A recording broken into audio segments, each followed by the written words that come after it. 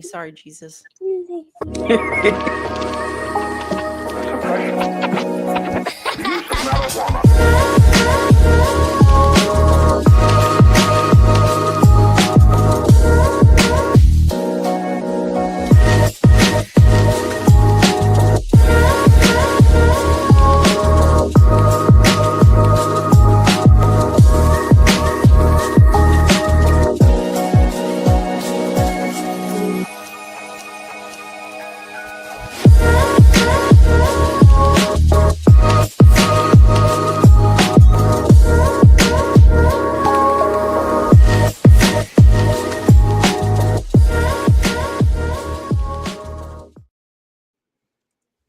Hello, everyone. Happy December. We've survived this long. Good news. Probably good news. Is it good news? Yes. I'd do anything to wrap this year up. So, yeah.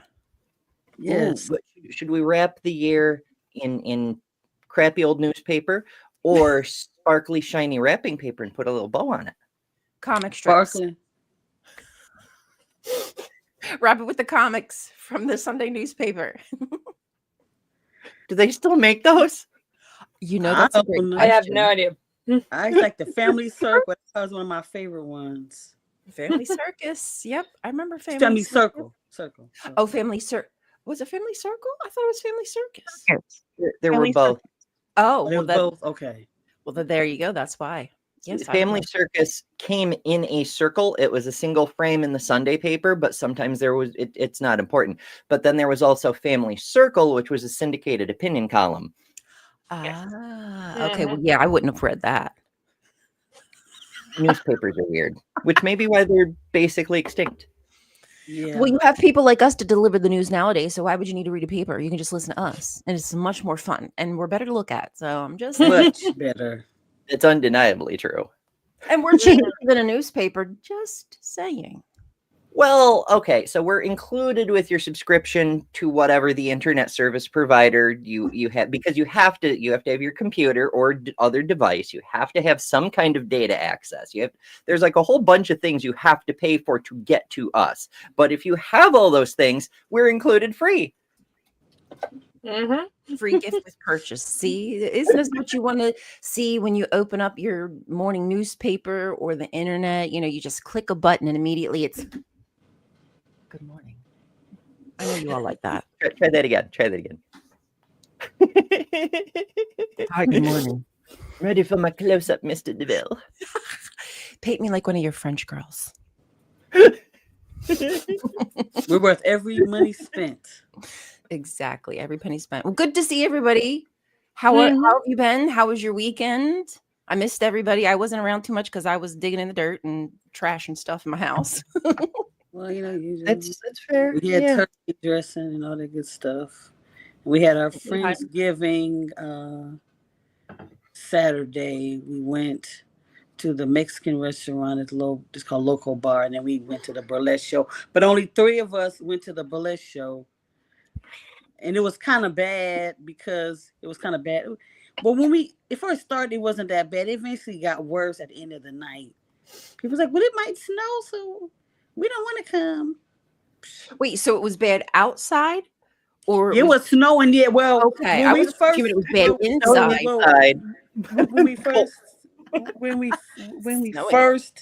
When it first happened, it snowed yet. And it snowed once we got the thing started. When it started snowing, it was almost done. Started snowing real bad, but it wasn't as bad as what people said it was gonna be to me. Well, that's good. But people, when they see snow, they get scared, whatever. And they start driving like Looney Tunes, like pumping their brakes all the time and 5 miles per hour, or they're in a huge truck and they're going like freaking 50 when it's a 35. Like I don't know what they want. It's either or. But we had fun. No. There was only 3 of us who went to the burlesque show. We had fun. Down here, the moment there is even a hint of ice anywhere, nobody's driving. Like that's different though, because that's different. Hey, Mark, that's different. In Ontario, where we get a ton of snow, people forget how to drive with the first snowfall. It's literally true in Texas. When I was an over-the-road driver, I was driving on I-10 near El Paso, and Bree, I don't think Bree got to experience a winter in El Paso. One snowflake, literally one, and they shut down the highway for 3 days.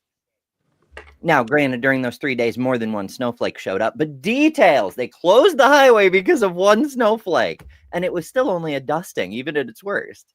Yeah, my daughter was like, she hope it snows again, so that she's a teacher, so that she's able to miss work. They cancel school, and I said, "Well, dang, what about me? They don't cancel my job if it snows. I got to come to work regardless." And she was like, "Sucks to be you then." It's just that's not fair. That's not fair. That's one of the downsides of remote jobs. Is no matter how bad the weather gets, you don't have to commute, so you have no excuse.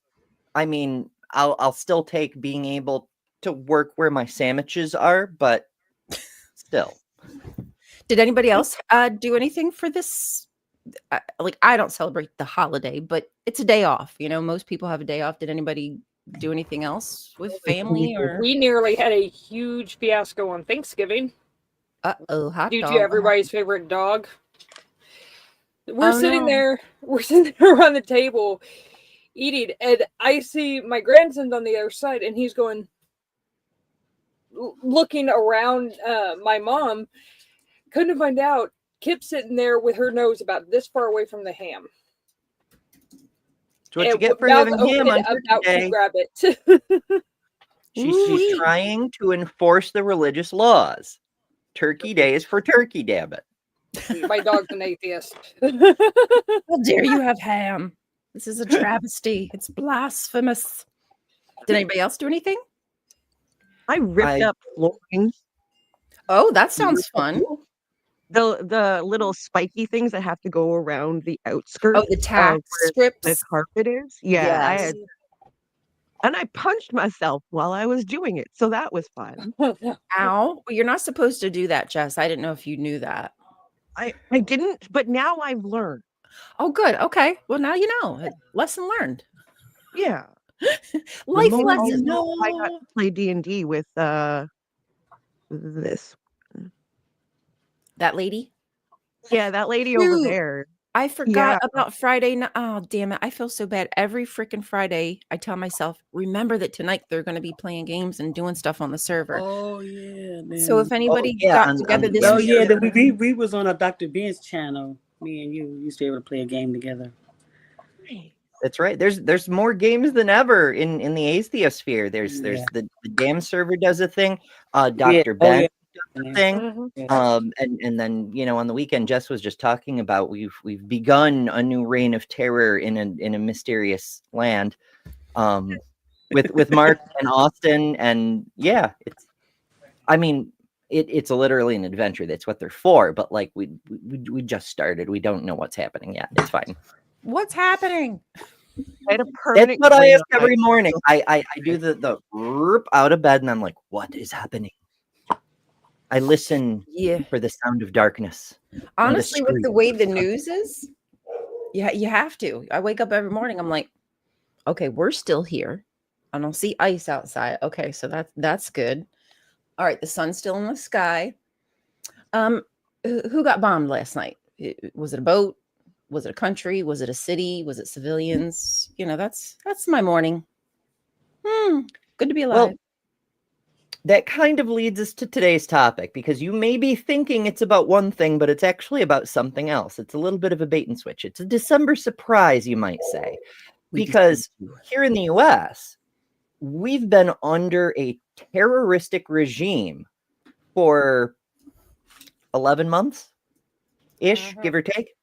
And we've already reached a point where every time something happens, we assume there's a bombing or a shooting or an entire city was just abducted in the night or something. Oh no, that's not how the rest of the world actually works. That's not how things used to work here either. But we live in an insane world now. No, what's been happening is Lord Farquaad from the Middle East. I'm trying to find the fucking page. There it is. Lord Farquaad. Well, that He's so. Oh, God. As you know, Netanyahu has been charged with war crimes, but that's not what he's seeking the pardon for. This is from the BBC, and it's fresh yesterday. Because again, in the US, we need international news to get any news because our state media is not telling us what the fuck is going on in the world. Mm-hmm. Can't trust it. I know it seems like we have capitalist media, but not anymore. We don't do that here. So, Israeli Prime Minister Benjamin Netanyahu has asked the country's president, separate person, Isaac Herzog, for a pardon over corruption cases he's been battling. The president's office said Herzog would receive opinions from justice officials before considering the request, which carries with it significant implications. Netanyahu has been standing trial for the past 5 years on charges of bribery, fraud, and breach of trust in connection with 3 separate cases. He, of course, denies all wrongdoing. He said in a video message that he would have preferred to see the process to the end, but national interests demand otherwise. The Israeli opposition says he should admit guilt before seeking a pardon, because you have to actually be a criminal to be pardoned from your crimes, you see, in insane countries. Anyway, earlier this month, U.S. President Donald Trump urged Herzog to fully pardon Netanyahu. Trump, of course, being the same guy who just pardoned a former dictator who smuggled 400 tons of cocaine into the U.S. because the war on drugs is his primary concern. But never mind that. At the time, Herzog made it clear that anyone seeking a pardon had to submit a formal request. On Sunday, his office released the request and a letter by Netanyahu himself in light of the importance of this extraordinary request and its implications. It offered no indication when the president might reach a decision. Now, some background. In 2020, Benjamin Netanyahu became the first serving Israeli prime minister to stand trial because 2020 is the era of corruption.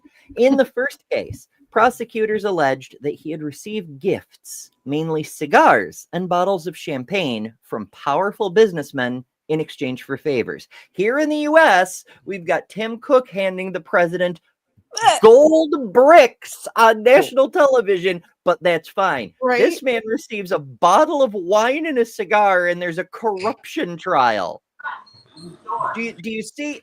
And remember, this is a motherfucker who's killed over 70,000 innocent people over a handful of hostages. Yep. But let's talk about the cigars and the bottle of wine. Yeah. And that's probably not even off the that's fucking just hinges. scratching the surface, honestly. It's almost like they're trying to distract from the absurd war crimes with these. Oh, well, you didn't, wipe the mustard off your lips after your bologna sandwich. You have to go to prison now. Like, it's such irrelevant bullshit. Right. But still, we care about the rule of law in other countries, in theory. In the second case, he's accused of offering to help improve the circulation of a newspaper in exchange for positive coverage. So there we go. Newspapers do still exist, or at least did in 2020. Like, consider... This is toenail clippings compared to the corruption mountain of Trump, but whatever. In the third case, prosecutors have alleged that he promoted regulatory decisions favorable to the controlling shareholder of an Israeli telecoms company in exchange for positive coverage by a news website. Like, Trump will not let your news station to exist unless it promises positive coverage of him 24/7. He will sue your news organization for billions of dollars if you do not suck his dick 24/7. Yeah. You have to cower. But okay. Netanyahu pleaded not guilty to all the charges and branded the trial as a witch hunt by political opponents. Bestie, you have committed actual war crimes. They don't need to drum up some extra cases. Holy shit. Right? And Sunday. Go ahead. There's also been multiple international organizations that have straight up said, yes, this is a genocide. Right. And even ones from Israel. Like, it's not just, you know, like the UN or anything like that. There's also organizations inside of Israel that have said the same exact thing. I don't know a single person in genocidal studies academia that would look at this and be like, no, unless they're like previously biased for some reason. But just about everybody I know is like, yeah, it's a genocide. Like, hands down. There's no ands, ifs, or buts about it. Nope. It's oh my goodness. Mark is explaining in chat something that I didn't understand. So because the president is in parliamentary democracies, sorry, it's moving, is largely ceremonial, except that they may have power to remove the PM. So how could anyone explain to me the hierarchy of like Israeli politics? Like, because I thought Netanyahu was the man in charge. Am I incorrect? It varies depending on the specifics of each country's individual constitution. As a general rule, the prime minister is the chief administrator. They administer because they're a minister. That's what they do. And all the other ministers like run agencies and shit. England is slightly weird because their ministers are they're elected officials, and the people who run ministries are also called ministers. So it's England, whatever. The president is the elected head of the legislative body. So that's the person who is in charge of making the laws, whereas the prime minister uses the laws to run things, in theory, in most countries. But again, your constitution may vary.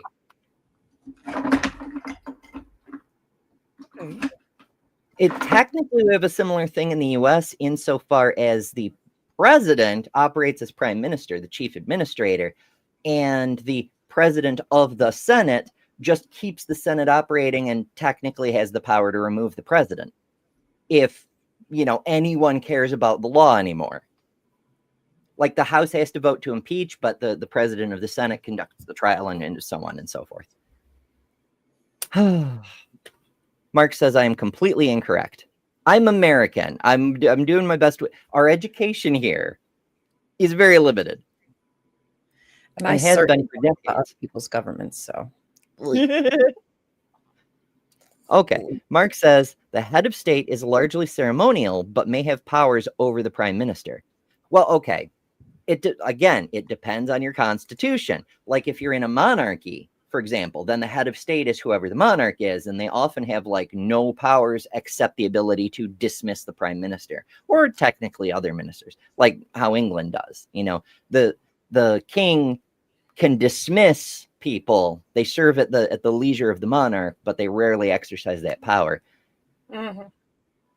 Things like this. So it varies. Mark says the president does not run the legislature, although they may be the ceremonial head of the legislature, like for opening and closing. Again, it varies with your constitution. Like here in the US, for example, the president of the Senate is a voting member of the Senate who also runs meetings and things. And it also depends on what you mean by run. So constitutions vary, as I say, but I will grant that probably many countries do it very, very differently from my understanding. All I know is that everyone in their government is committing genocide. So that's how I'd put that. Yeah. Yeah.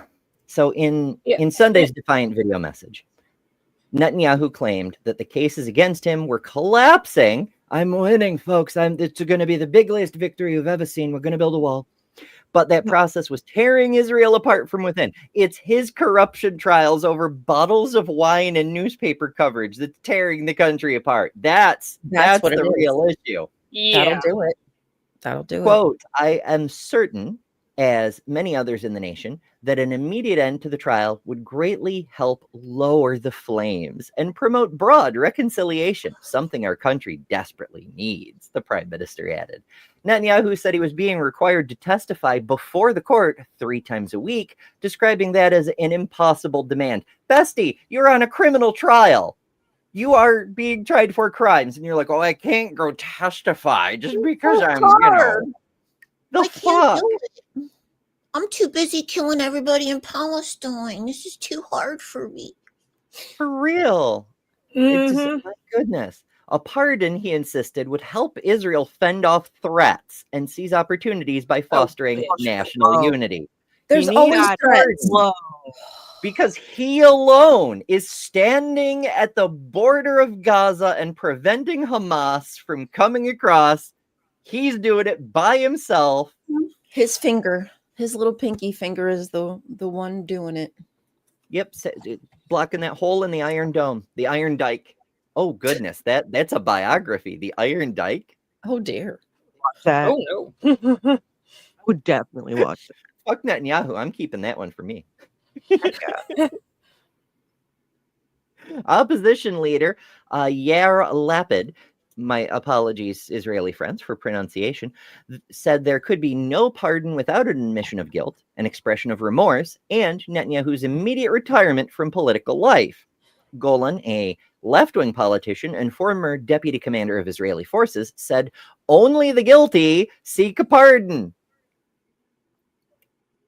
Which is not exclusively true, but again, I'm an American. We're used to seeing innocent people sent to prison because someone rich and powerful benefits from that. But never mind. According to Israel's basic law, the president, quote, has the power to pardon criminals and reduce or transmute their sentence. However, Israel's High Court of Justice has previously ruled that the president can pardon an individual before they're convicted if it is in the public interest or if there are extreme personal circumstances. Netanyahu's right-wing Likud party and his supporters have always supported a pardon for their leader. Of course they have, of course. But for many in Israel, especially on the left, it would be seen as another move away from the country's sense of itself as a robust democracy with a strong legal system. Yeah, it has a strong legal system. It's a strong, robust democracy over there in Israel. You know, It's They just- true. they just bomb people when they want to and kidnap people and put them in prison when they want to. That is what I like about democracy, and especially since we're doing it here in this country with ICE. It's Mhm. wonderful. It probably on my list of the reasons why I love democracy would be those. Lock me up, please, just for speaking. I like that. I know. It's a Zorkra says it's a strong legal system that can't jail Yahoo. Yeah. Exactly. If it was a strong legal system, that dude wouldn't be in prevent hell. genocide. It can't. It just. What are we doing? What?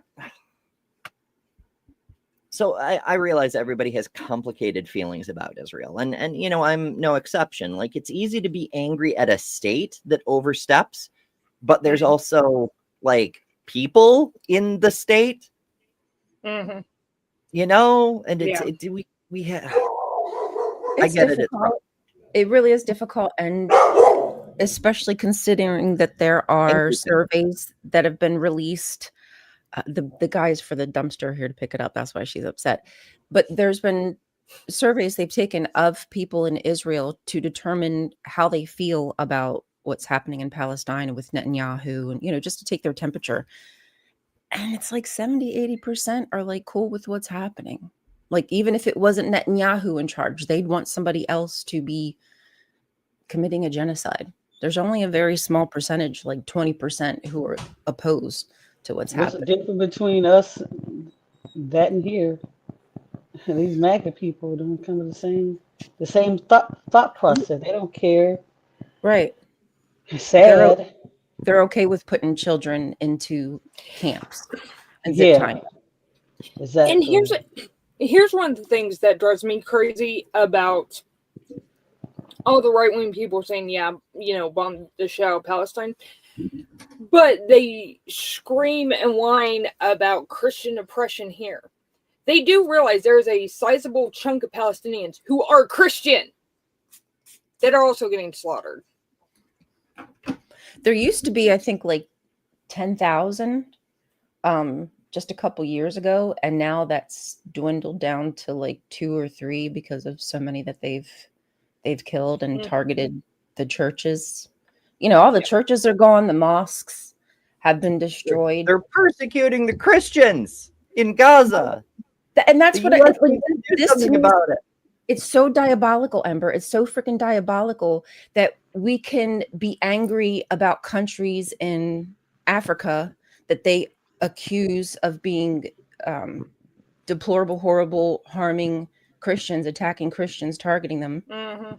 But yet you have a clear indication of churches being bombed to oblivion in Palestine, and everybody turns the other cheek, looks the Because other way. they believe they think what they're told to think. They don't think about things for themselves. This is what makes them Christian, is the in unwillingness to question what they've been told by people they consider to have authority. If they question, like, you've all heard the deconversion stories. Like Godless Granny comes to mind, for example. Like she just believed because that's how she was raised to believe, until finally she had reason to even question the flood of Noah. She saw that banner that said genocide and incest park. Incense is a different thing. And she went, wait a second. If the flood really happened, they would have had to incest to repopulate the earth. And that's crazy. In fact, this whole flood thing is crazy. In fact, this whole fucking story about a dirt man and a rib woman eating a magic fruit from a talking snake, and so you have to invite a fucking undead carpenter ghost to come live inside you to protect you from the curse of the rib woman is fucking crazy. Yeah. The rib woman, everybody.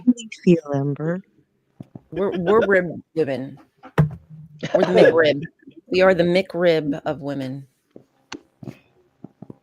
Wasn't there a whole thing, and like biblically, that the word rib in that particular verse is tsela, and everywhere else in the Bible it means side, not rib, and that kind of got in my head a little bit, and I was like, oh, I see the patriarchy here. Okay, I see what's going on.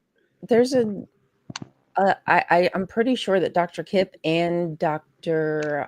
Jen, Dr. Jennifer Bird has discussed at length, like what the different words mean and what it could actually, be happening in that story, and that she's meant to be not like someone subservient to him, but somebody who had to come rescue him, because there's other places in the Bible where that word is used as a helper, like a military helper. So was she there to just follow behind him, or was she there to be by his side to fight whatever may come? Who knows? I wonder. I was listening to Thinker, watching the TikTok, and Thinker was talking about that she felt, and she wrote a song where it was like Adam was manipulative and probably made up the story and how he probably was the one, and she used the fruit to try to get away because what the serpent said, because he was under control. I like that idea better. She was like, you know what? Did you say that if I eat this fruit that I'll be out of? Oh, okay. This one? Yeah, basically. Yeah, that's how, yeah. It made you think. Thinker had me thinking. Yeah. My thinker got as we've all heard many times, the story has been written and rewritten, and was originally oral in the first place and was imported from other cultures and blended stories put together and whatnot. It's not unreasonable that in an earlier edition of the story, it said, if you eat of this fruit, you can't live here anymore. And people heard live here and said, oh, well, you'll die, because if you can't live, you'll die. But it was originally an eviction notice. And then when the fruit was eaten, okay, you know the rule, get out. Yeah, bye. But who knows? Without a time machine, we have no way to go check any of these hypotheses. Were you there? I think you need more than a time machine. Yeah. Although we do occasionally get a time machine, effectively. In the last 100 years, we found 2 big old batches of scrolls and shit, like the Dead Sea Scrolls and the other ones. And, they've been there for thousands of years. we don't know when the next one is going to show up and scrolls don't last super long. It was only because the jars were sealed. They lasted as long as they did, and they're still mostly fragments. But stone tablets, those tend to last a little longer. So we just never know. It could be 100 years, 200 years, whatever, and we find something that's 3,000 years old, you know? Mm-hmm. Let's hope. I mean, we only discovered what was found in Ugarit in 1930s, right? So that's not that long ago. It's not even 100 years ago yet. So who knows what could be discovered that completely blows everything out of the water that we've ever known about the Bible. Yeah. Even more so than Ugarit did. Yeah, the Nag Hammadi library too. Qumran skulls. I keep hoping we'll find Alexandria. Like so we know where Alexandria was, but the library it was destroyed and burned. But there's some rumors that there was an earthquake that destroyed the first library, and then they rebuilt it, and it was the second library that burned. And if that very unlikely legend turns out to be true, we may find the original library like hidden in a chasm in the earth or something. Probably not. Almost definitely not. But it would be cool if we did. That would be so awesome. But also, it's worth noting, every Alexandria had a library. It wasn't just the one in Egypt. That one just had more books because it was on the Mediterranean, and so it was a center of trade. There was another Alexandria in Turkey that we did still keep the library from into the Byzantine Empire period. And so a lot of the stuff that was in that Library of Alexandria was in the other Alexandria's library too. Not all of it, but a lot. So it isn't as much lost knowledge as you might think. However, we did still have the Dark Ages between then and now, when the church just deleted everything but the Bible from everywhere. Blah. Boo. Boo hiss. Or didn't preserve, it's not just what they copied, it's the fact that there's so much they didn't copy that got lost to time that was very popular, probably even more so popular than a lot of the books that are contained in the canon as it stands, and some that are in there that almost didn't make it, like Revelation. Revelation shouldn't have made it. That thing is fucking crazy sauce. Oh my gosh, every book that's in there isn't in there for theological purity or accuracy of its. It's for political reasons. Everyone was chosen for political reasons. The verses that it contains that can be used to control the people. It's propaganda.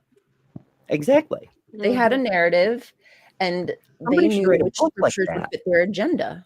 Yeah, somebody should write a book on that. Yeah. I wonder. God's propaganda. It'd be good. It'd be a good punk band too. Come to think of it. Actually, I think it makes a better punk band than it does a book. Who would write a book and name it God's Propaganda? I wouldn't. No idea. I wouldn't buy a book named God's. That's silly. That's absolutely just silly talk. I don't see nothing in your hand. Right? Can you see through me? Yes, I can see right through you. I can see right through you. It's an invisibility shield.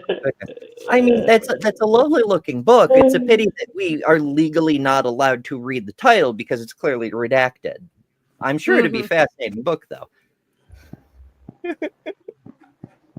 I'm just waiting for that imaginary book to be audible. Same. I'm like, I've got one credit set aside. I'm waiting for it. Yeah, I know. I have a couple. Keeps fucking around with the Weasel and Nitty on Saturdays and doing whatever they do. Sometimes for me, it's just easier to absorb if I feel like somebody's talking to me. So yeah, listening to audiobooks, I feel like somebody's telling me a story versus me trying to, because sometimes I just can't. I just have to restart. But if I listen, it's just like I'm listening to, you guys talk or YouTube videos. My brain, for whatever reason, tends to listen. I don't know. It's an interesting thing because, like, remember, we've always been storytellers. Written language is a more recent innovation. It's only been around for a few thousand years. That's not enough time for evolution to catch up, and even then, storytelling has had a head start that I think is insurmountable. Oral traditions. We love Well, oral. That wasn't the oral kind of tradition I was talking about, but I mean, if you want to go there.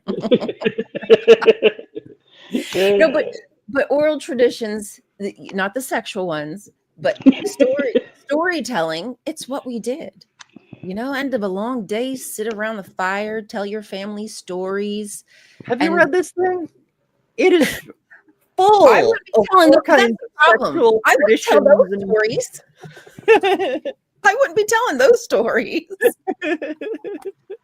Maybe like I would, like, Samson isn't horrible. It's not great, but Samson isn't horrible. I think that would be a cool story that you could pass along. There's some other ones in there that are pretty mild. Some of the moral of other ones. is never cut your hair. That is an important lesson. I made that mistake once when I joined the Navy, and I'm still working on growing it back all these years later. Now, granted, there's more story in between, but the point is, don't do it. Don't do it. Yeah, like Lot and his daughters definitely wouldn't be. That should not have gone in there. That would be embarrassing.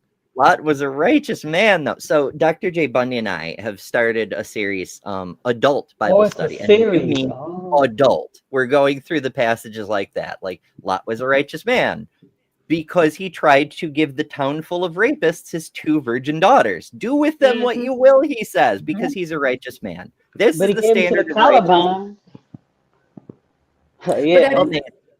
But biblically, that is the standard of righteousness. Like, there's people currently, Christians, Zionists. I guess I should say Zionists because they're all different religions currently are Zionists, but they have those very similar standards. If you're a righteous person, like if Netanyahu is a righteous person, who he kills doesn't matter because the end, the means justifies it.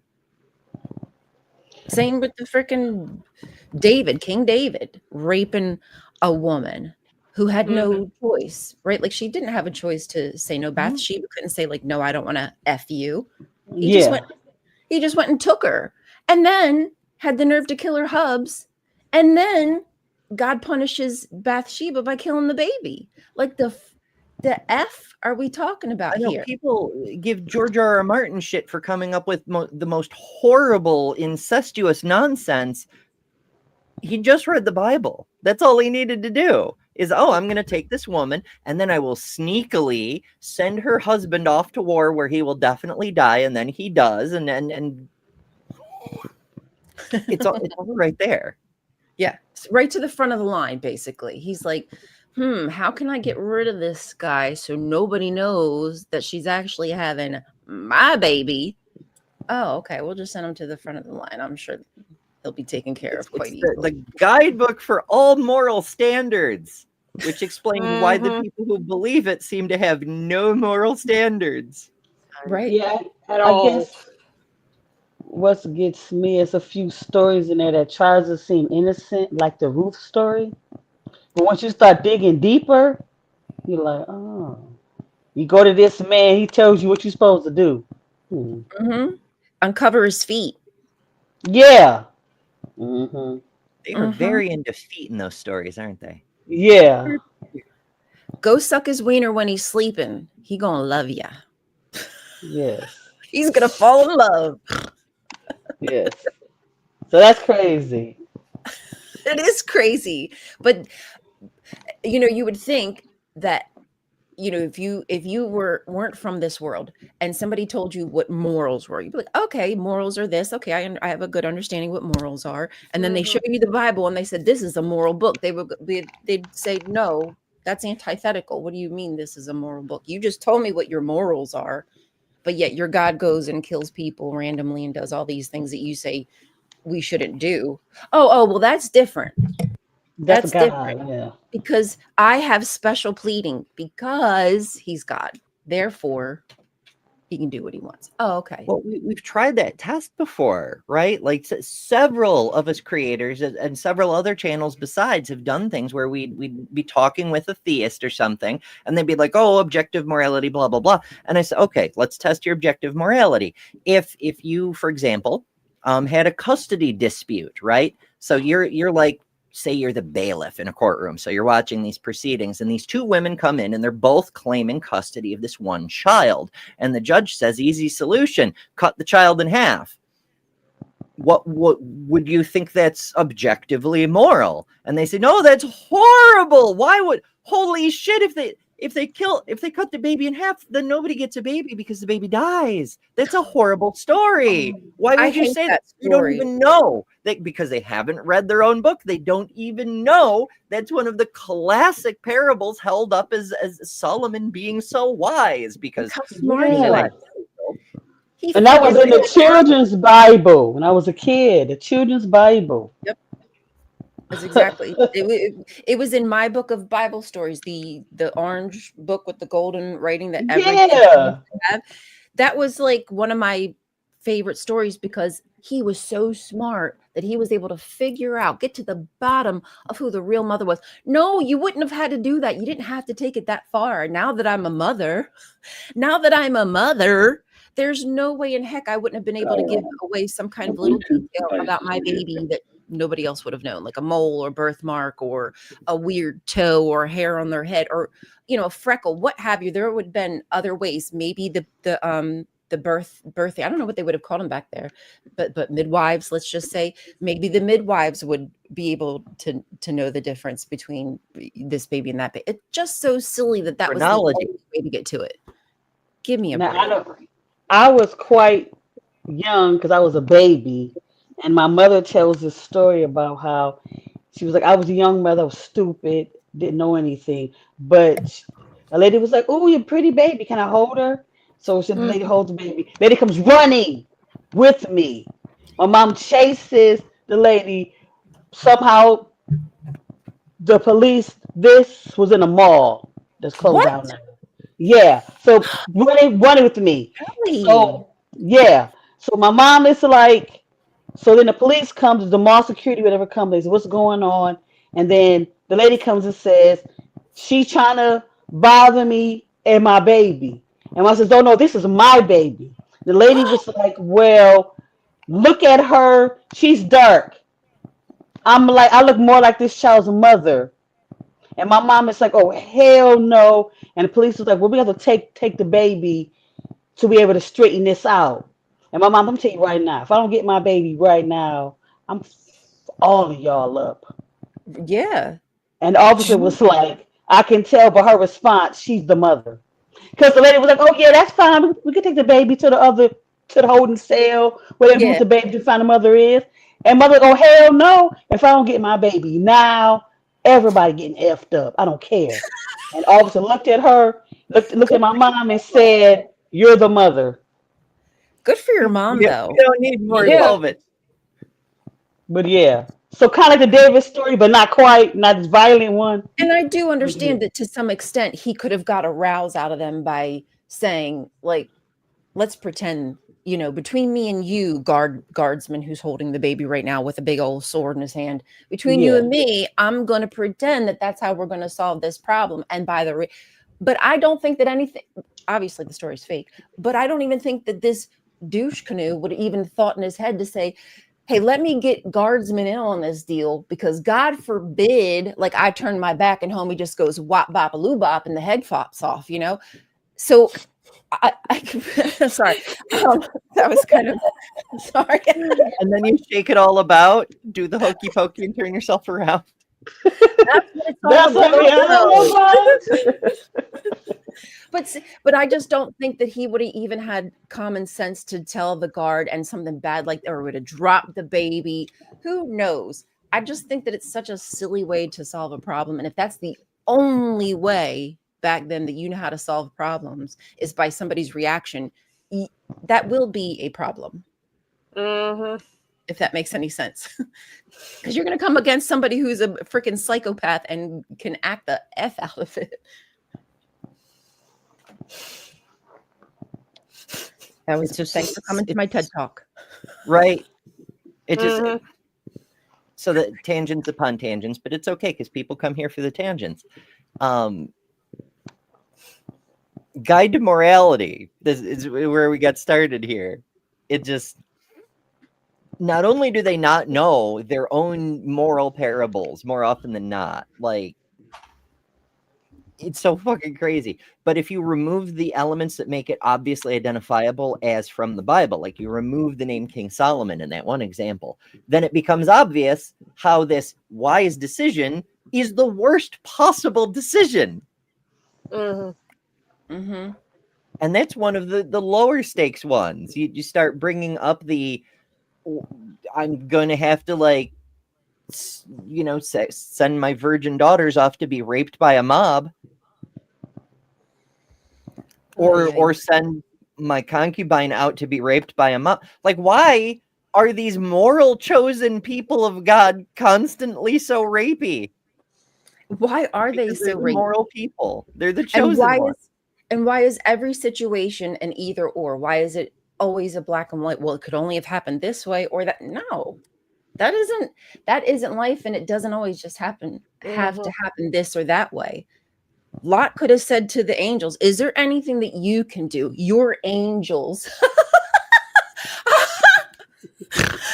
My unfinished song says, "I used to be addicted to the hokey pokey, but I turned myself around." Yes, King, proud of you. That's what it's all about. That is what it's all about. Words of wisdom from the goddess of wisdom. Now you know. Mhm. The more you But not know, the word rainbow. wisdom. Wait, I what? mean, But the word wisdom is a Mormon thing, and I was just making a Mormon. Oh gosh. I mean, Mormons. one of the things is like you were saying on how women are treated this way, or like how people thought was okay to treat women like this. Women were property for like thousands of years. We were considered property, and that's Some it. people think we are, even today. Yeah, some people still Yep. think we are. Even today. That's why Lot freely was because it was his property. He was willing to take the damage of his property by letting his girls be de-virginized by these freaks that came, to their door. Hmm. He was okay with that because at the end of the day, it was his say. The men were more important, the angels, whatever, were more important. So he was willing to have some of his property a little bit damaged for, I don't know, being righteous, to be righteous. It's like if the people were starving for food and they wanted to cannibalize the angels, and he said, "No, eat my daughters." No, that's just as evil. Never mind. wait, hold on. Maybe I should. Okay, take that back. God damn. Like he could have asked the angels, "Can y'all fight back? Like, hey, can we have a heart to heart here? They're knocking at my door. You hear what's happening. You see that I'm just a dude and all I have is my fisticuffs. So there's nothing that I can really do here. Can you help me? Can we do something together?" Well, I think the missed point of this story is that this crowd of rapey men, the angels cannot handle them. The righteous man cannot handle them. He has to call upon his daughters to protect the grown man and the supernatural beings from the rapey men. The daughters protected the him. daughters can handle this. The daughters protected him, just in other instances where basically the daughters gave their life to protect the others. They were the sacrifice, just like Jephthah's daughter, right? She was the sacrifices, which was the reason why he won. He was the judge who won the battle. There's other instances too where the daughters, if I thought about it long enough, I probably could tell you, but I haven't thought long enough about it. But that's weird. I hadn't thought about it that way. But they basically gave their lives as protection for the men. Oh, But Sarah. no, well, remember the concubine was damn near dead. Oh, and the other one, the other story, she did die. And the other story, they did die, and they chopped her up and put her in different places. Because it was like a so that all the 13 tribes would have a slice of whore. Oh, so for gross, some reason. man. There's a moral point to it, I guess. Yeah, but the Quran is terrible, or other books are terrible, bro. There's tons of stuff in the Bible that we can point to that is just as horrific. The problem is where you're placing your morality. The Bible would be fine in and of itself. It was just an old storybook that people use like for something to do traditionally. The only Unfortunately, we take it so problem, literally. Say again. I'm the sorry, only, Kelly. the only problem with Lot's wife is that his wife looked back. That's the only thing wrong with the story. Only What thing a wrong. stupid, Everything else was okay. The everything. She looked back. That was yeah, what was wrong in the whole story. such an absolutely ridiculous thing to be so pissed off about that you have to take a life because they look back. You as a Just God ignorant would follow know in their instructions. heart. Yeah, you in their heart would know in their heart if they're good or bad people. Why would you make a decision on whether or not they should live or die on such a simple, stupid little thing when their life experiences should tell you whether or not they're good or bad people? So Yeah. absolutely freaking ridiculous. I Because I'm want to like, know who looked back to verify that she did turn into salt when she looked back. Ooh, gotcha, woo! gotcha, bitch. Because Gotcha. How would we ever Mm. know? How do we know that's what I'm happened? like, how many times we driving down the road and there's an accident, we look back and see what's going on. Is everybody Rubberneck. okay? Or a fight or something happens, and we in school and we ran to see the fight. Mm. It's like a train wreck. You can't turn your eyes away. Have Well, to I watch mean, it. that's sort of immoral too, right? Like once you're running from the consequences of your faith, the destruction of your whole city because of your faith, and you look back, suddenly you see you did this. You caused this through your faith. Once you look back, it's that look behind the curtain thing. Once you see there's no God running things, you cannot lie to yourself hard enough to ever convince yourself there is one, you know? Yeah, I think once I realized the gig was up, I can't. I could never try to fool myself into believing. Just wouldn't happen. Can't undo it. What I've seen. Once you've seen it. You atheists, next you're gonna try to convince me there's no Santa Claus either. It's almost Christmas. Have some decency. How dare you? Good morning. And good morning to everybody we haven't said hi to yet today. It's good to see you. Happy Monday. We hope you had a nice weekend. And if you got to see your family, that it was enjoyable. Did anybody have anything crazy happen? Any arguments? I'd love to know because I'm I'm new. glad I did not have that kind of. I did not have that kind of day. Good.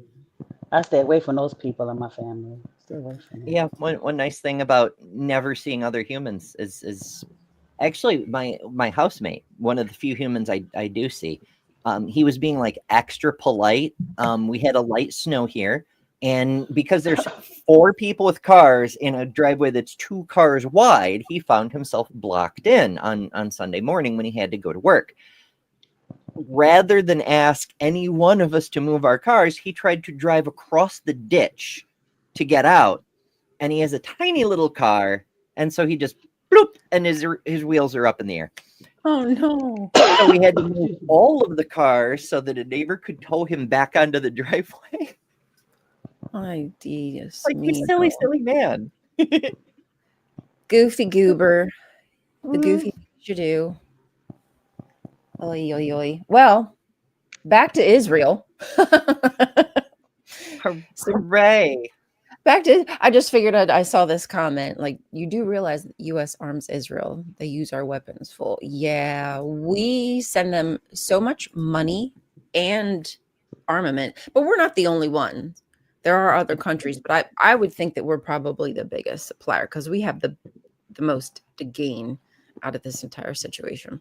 What do we gain exactly? I've been wondering this for a while. I know the evangelicals have their religious beliefs about prophecies and accelerating the end times and all this bullshit, but like, what do we tangibly gain from having constant war? Nope, never mind. There it is. Constant wars in the Middle East. Money, right? Exactly. All of the warmongers, they are profiting hand over fist. We know that Jared Kushner and Donald Trump, they already have plans over there to sell land and build hotels and have beachfront property. So, I mean, it's not for us. It's not our benefit. We're also losing out in this deal because we're losing our money in healthcare, but they're going to make a huge profit off of stealing Lebanon, Gaza. I'm sure they'll take parts of Jordan now. They're going to go down into Egypt. I mean, that's what it's hitting for. The fact that like Turkey and Egypt and Jordan like have sat silently by and allowed this to happen, knowing that it's going to be at their doors soon. I just hope the world is as kind to them when it comes down to it. Like, I'll be fighting for them. Like, I won't want that to happen. But I feel like you're really, really silly allowing these dogs to sit outside your gates because they're coming for your neck next.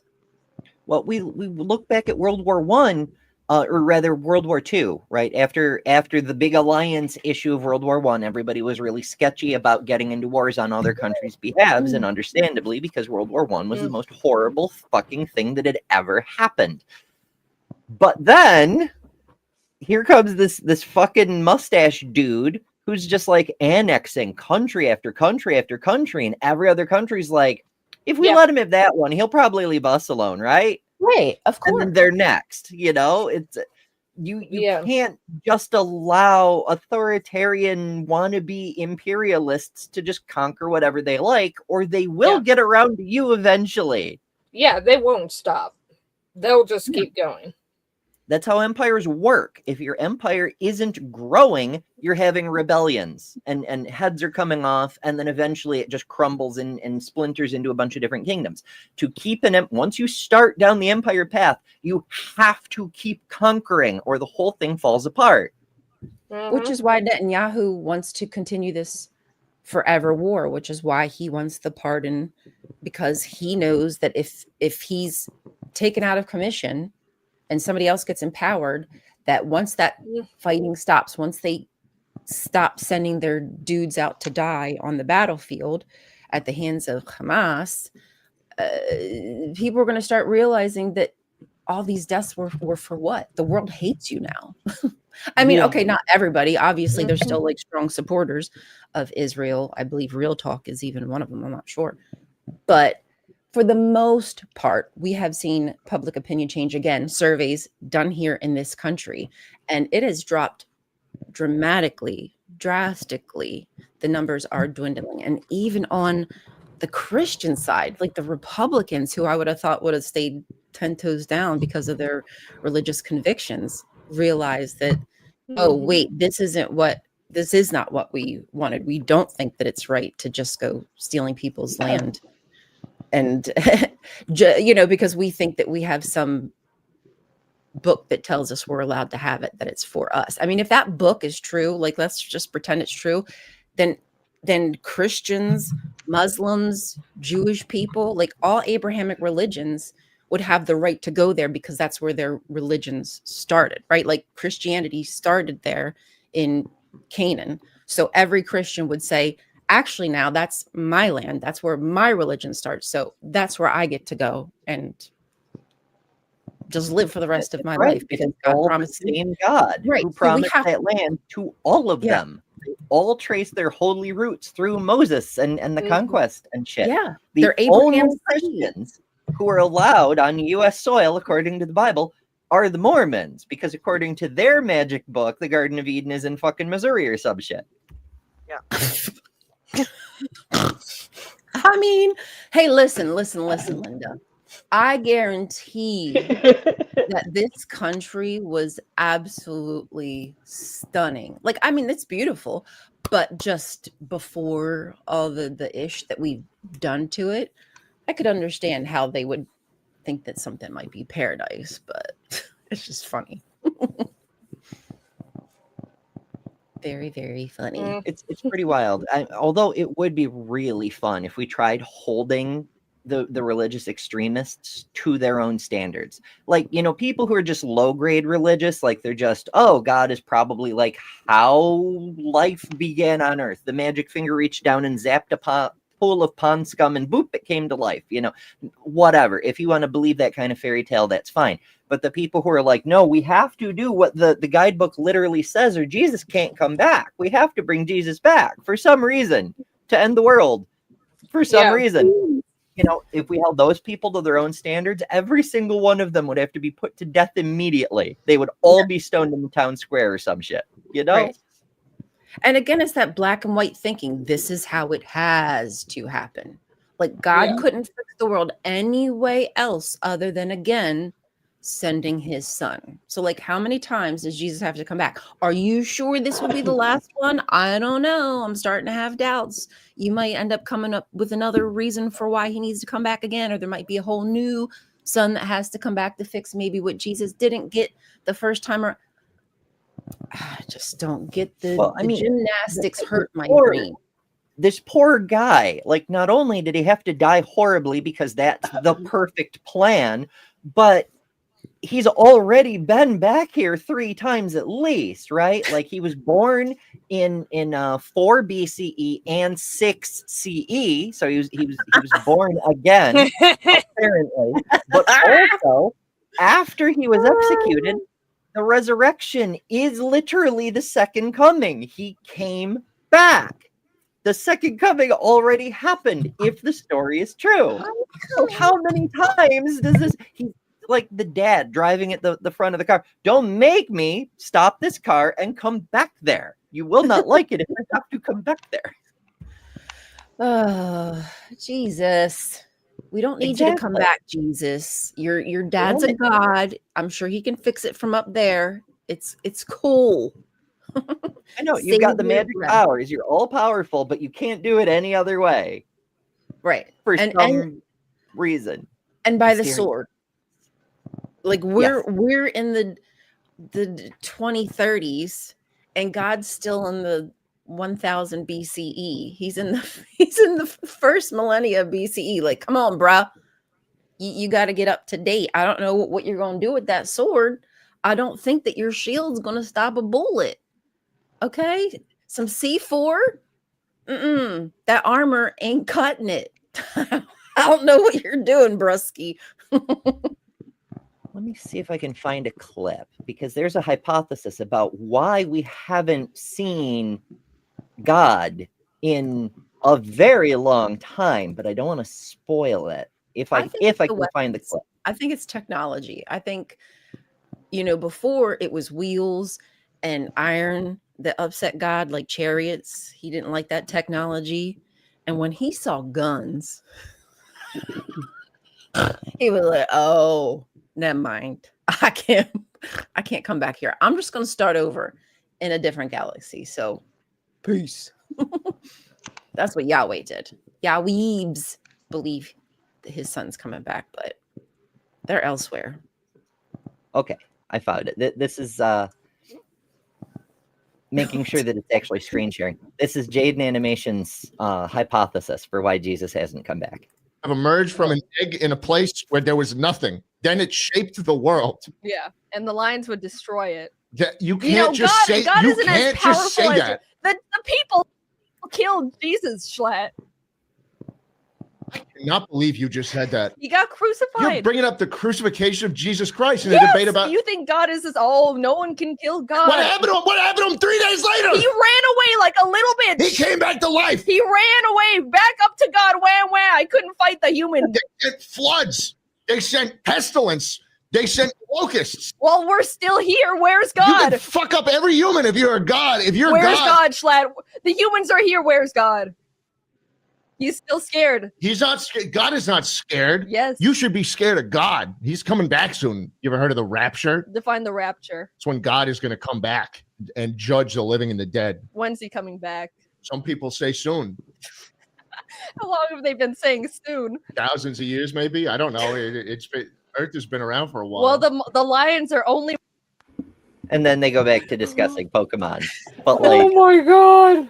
I think he's right. He's still scared because the last time he came here, we killed his ass, and the humans are still here. Yeah, why did he run away? Like, why did he not stick around when he came back just to kind of really show people, not just a couple people, not just a handful of people, like show everybody in the town, like, oh, you didn't think I was the son of God? Gotcha, bitch. He ran away like a little scaredy pie. What I He was don't worried get what is the humans would do next. Yeah. he's They're like, well, supposed they to be crucified me last time, omnipresent. so what's next? He's supposed to be omnipresent and knows how everything's supposed to go and everything's supposed to be. I mean, So he knew what's supposed to happen, and he still set things up to be flawed. hmm That's crazy. I mean, mhm. this is one of the things that I've brought up to my friends, and I've even brought it to like my family on occasion. Of like the if you look at the Bible and all this stuff that says like Jesus is coming, blah blah blah, and it clearly doesn't if you actually read it. Like there are other fairy tales, like literal fairy tales, like the freaking Little Mermaid, that is more likely than the crap that's in the Bible, because at least we don't know everything that's in the ocean. We can sit there and say we don't know, there might be mermaids. No, I don't think there's mermaids, but the point Oh. is like it's not. There is a plethora of stuff that is either just as likely or more likely than the Bible crap. And people base their entire freaking life on it. I don't get that. Yeah, it's like people make the Aesop's Fables comparison from time to time, like Dan Steely just brought up. It's better than but holy shit, like we're taking stories literally that are less plausible than the fucking tortoise and the hare. Mm-hmm. Yeah. Like at least those stories have a fucking clear point. You know, the scorpion riding the, what is it, an alligator, a toad, whatever the fuck the scorpion rides across the river. And so for anybody who doesn't know, there's this story. I forget if it's in Aesop's Fables or the Tales of Scheherazade or where the fuck it comes from. But the scorpion needs to cross a river for some reason. He needs to get to the scorpion fair on the other side. I don't know. And he says to this let's say it's a frog. I can't fucking remember, but let's say it's a frog. And he says, hey, frog, can you give me a ride across this river? And the frog goes, no, you'll sting me and then I'll die and then you'll die because you can't swim. And then we'll both be dead. And the scorpion goes, well, no, of course I won't sting you because then you die and then I'd die and then we'd both be dead. That would be stupid. Why would I do that? And the frog says, okay, you're right. That would be stupid. But as long as you know that, I will give you a lift. And so the scorpion gets on and they start going, and halfway across the river, the scorpion stings the frog. And before the frog dies, he says, why did you do that? Now I'm going to die and then you will immediately die. And the scorpion goes, it's in my nature. God dagnabbit. It's a great moral lesson. Don't trust the fucking Republicans. I mean, the fucking scorpions. Because When somebody tells you to kill you. Yeah. And when somebody tells you who they are, believe them. Trump told us who he was, but people did not believe him. They believed the lies. They believed what they wanted him to be, what they wanted to hear. Just like they cherry picked the Bible, they cherry picked everything about that man, because just as Empress said, that if it means you, them people will be punished and have bad lives, I'm willing to suffer for it. As long as they're the ones living in pain, I'm okay not having medical coverage and food stamps. They love to talk about worldviews. They love worldviews because then they don't have to talk about what they actually believe, right? But here's the thing. We can actually compare worldviews. There's a group of people who believes that we can build a better society where people all have healthcare, where people all have enough food and so on. We can do these things. It's within our technological power to do them. But there's another group of people who don't care about other people. They just want to rule. They just want to be in charge, even if they have to burn down the planet to do it. So we have one worldview that believes we should all be living in fucking geological skyscrapers with forest gardens on top and all this wonderful shit. And we've got another group of people who's happy to have ruins and ashes as long as they're in charge. Those are the worldviews, folks. It's all about priorities. Is it personal gain? Is it rulership? Is it telling other people how to live? Or is it what's best for all of us, including the people, like the people who want to be in charge? They would have better lives under our system too. They'd have better health care. They'd have better food. They'd have more fun. They'd probably get laid more often. Nothing except that egotistical sense of power and the fact that they destroyed the world. Good job, I guess. Finger snaps for We're you. letting them win. The fuck are we doing? I don't know. It's wild to me to know that the Bible can be used so like such a weapon that, you know, what I was told, obviously not the truth. What I was told is that a book about love and wanting to help people and bringing people together is really just about calling everybody to be one specific thing, to fit in one box, to be compartmentalized, and to not have an identity, to not be your to not be yourself, you know, hide who you are, hide behind that weapon. Yeah, be who you're told to be, as long as it's, you know, as long as I get to tell you who you are. Yeah, right. 100%. As long as you stay home and are making sandwiches and having babies, then you can do whatever you want. I mean, those first two things sound okay mostly. I do love to travel, but I could deal with staying home and making sandwiches. Yes, I do love as a a moral sandwich. duty. Depends on the kind of sandwiches. See, sandwiches, that's another great example. That's the power of humanity, right? Because one ancient person came up with bread, and then the idea spread and people came up with their own takes on it, and eventually it mutated to the point where we have like loaves of bread we can cut into these handy slices. And then somebody else was like, oh, look at this butcher shop, we're losing so much edible meat. If we just figure out a different way to process it and package it, we can make use of it. And they invented fucking sausages, and sausages mutated and became all different kinds. And now we have bologna, and we have like compressed turkey and all sorts of things. And so we can slice that too. And then some other motherfucker was like, ooh, what if I take this wild mustard and I cultivate it and I produce different plants with it, and they spread in different versions and whatever, and we get modern mustard. And now you can grind it up and make this paste that you can spread on the sliced meat, on the sliced bread. And then somebody else is figuring out we can round up cattle. We can keep them together in fenced off pastures so they don't wander off. And also, not only are they good for meat, but they produce milk. And if we do stuff to the milk, we can produce cheese. And the cheeses came in different varieties and flavors and types and whatnot, specific to different groups, because diversity is fucking wonderful. That's what humans do best. And we can slice that too. And now we can slice that and put that on these stacks of bread and sauces and sliced meats and so forth.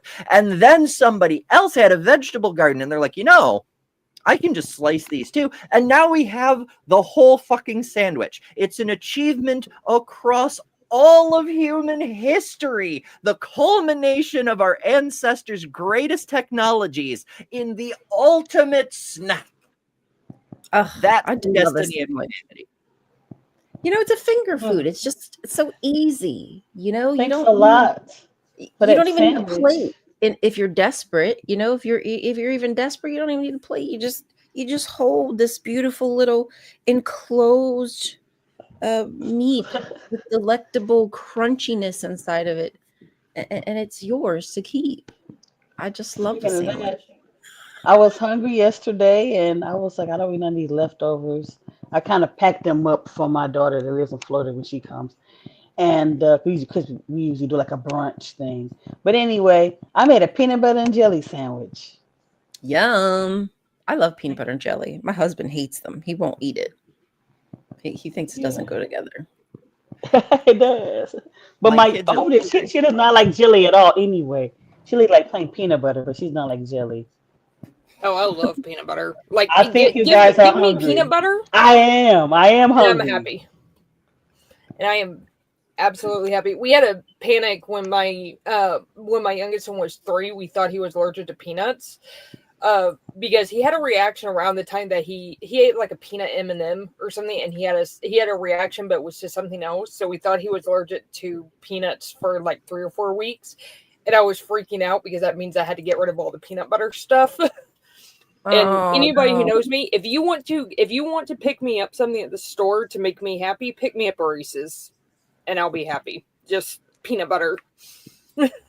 They are Peanut good. butter cups are like the best. So don't get me wrong. All candies have their place. They have their time. But there's something about peanut butter cups that they're just like a superior category of candy. You know? Uh-huh. Yes. I cannot keep more than like a couple somewhere on my desk because those are the one candy that I'll sit there and I'll just snack on and not realize how many I've gone through until I look over and see like the entire bag's empty. I'm just like, oh crap. Oh no, what did I do? Does anybody have any weird food combinations that are unique to themselves? I'd love to hear your weird food combinations. I don't think I got You have nothing any, Jess? weird. What do we mean by like how do we tell if something is unique to ourselves? Like, I mean, there's a bunch of stuff that I like to cook that my son isn't a fan of, but usually one of my other kids is also into it because my kids are weird that way. Peanut butter jelly sandwiches, for example, right? Like, my oldest doesn't like peanut butter, just jelly sandwich. My son, both peanut butter and my son is peanut butter only. He doesn't like the jelly. And then my older daughter is both peanut butter and jelly. And to each of them, the other two are weird. I like it's not weird, but I haven't heard a lot of people who do it is to take pretzels, like hard pretzels, and eat it with cream cheese. Oh, I've done that. I do it with Ritz crackers. But I do Yummy. I get the whipped cream cheese, the stuff that's like whipped up big time, so it's all nice So and much fluffy. easier, right? Because otherwise your pretzels will like break as you're trying, depending on what kind of pretzel you're using. I think for me, one of the, I would say like my go-to snack when I want something savory and I don't want something sweet is I'll go grab. We always have really good bread here, and we always have really good olive oil. So I'll go grab bread, olive oil, and some herbs and stuff, and just dip the bread in that, and have that if I want something savory. Yum yum. I like sweet stuff, but I tend to go more salty, savory most of the time. Same. Yeah, depending on what you're in the mood for. That's what determines good snacks. 2/4 technically, but Autumn's too little to eat peanut butter jelly yet. We're still working on that part. Roasted turkey. I was naughty. So Thursday I had a Friendsgiving thing with people from the Comic-Con, and we were required to not only bring a dish to be part of the Friendsgiving, but also to take home some leftovers. So I brought home some leftover turkey, and then Friday I couldn't resist. I made my turkey sandwiches because turkey sandwich leftovers are the best fucking part of Thanksgiving. So I had the turkey sandwich leftovers. And then Saturday, I had my son over and I made a Thanksgiving just for the two of us because that was all the children I had present. And I ended up with a lot of turkey leftovers. And I sent most of them home with him, but I kept enough to make a couple turkey sandwiches. And then yesterday, I couldn't resist. I even had a different meal prepped, but I could not resist. I had my turkey. I can't stay away from the roast turkey sandwiches. It's the best fucking thing. Literally. Yeah, it's delicious. They had what do you call it? KC, which my grandma did it, but she made it as a sandwich. She made homemade rolls and the mini little sandwiches, but they were turkey dressed in cranberry sauce and a little bit of gravy on it. And we just ate that. I don't know, that's one of my favorites. Lunches after school. That was delicious. I used to love it. But then Casey did hers in the muffins with the cranberry sauce and the dressing. And I mean, it was made out of dressing.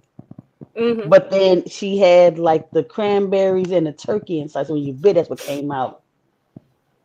You got to be careful with the cranberry sauce though, because if you get too much, then it Yeah. kind of overpowers the sandwich. It needs to be a light jelly spread. I have such weird. Okay, so when I was really little, I loved cranberry sauce. It was like the best food ever. And then sometime between 11 and 13, it became horrible and revolting. And it was for most of my life. Every few years, I'll retry something I don't like in case my tastes have changed.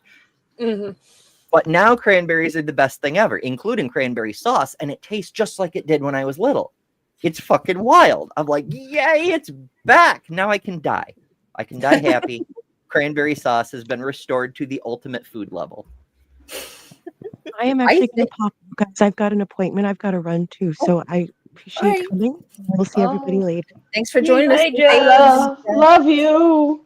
Everybody remember, subscribe to How to Rule an Asteroid. All of our links are in the description on at least half of these broadcasts. Somewhere you will find it. All you got to do is look and you will find. Seek and ye shall find. That's right. And if perchance they're not, all of our channels are linked on my website, betterthenumber.com, on the creator tab. You just do the creator tab, bloop, and there's a list of every fucking creator. And on the right side, there's the cast of Jav and Jugs. All of our channels. Even the people who aren't here right now, like Maya, for example, and Bree. Yes. Yeah, 'cause everybody's here today. Our Lily is like at 180, so we get her to 200 and we can do something special. Ooh. I'm like 130 something, so help me too. My boss does a live stream with his best friend on Monday nights, and he shouted me out a few weeks ago, and I got like 50 subs from that. I'm just like, yeah. Oh, snap.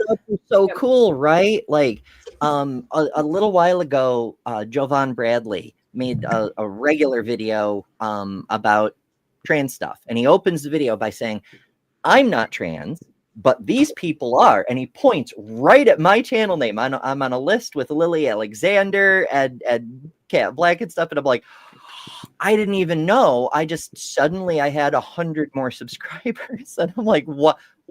And then somebody sent me the link. I mean, I do watch Jovan's stuff, but like I do a lot, as you all know, because I'm like constantly on camera somewhere. So I didn't know. And then I did know. And I ended up, granted, half the new subscribers left once they figured out I don't make exclusively trans stuff. There's a lot of other stuff. There's intersex stuff. There's women's rights. I do a lot of women's rights, but also the counter apologetics and counter conspiracy theory. It's not what they came there for. They want just trans stuff, and that's fine. But like, it was pretty wild getting just a random shout out from somebody that people listen to and respect can like make this surge in your fan base suddenly. It's pretty cool.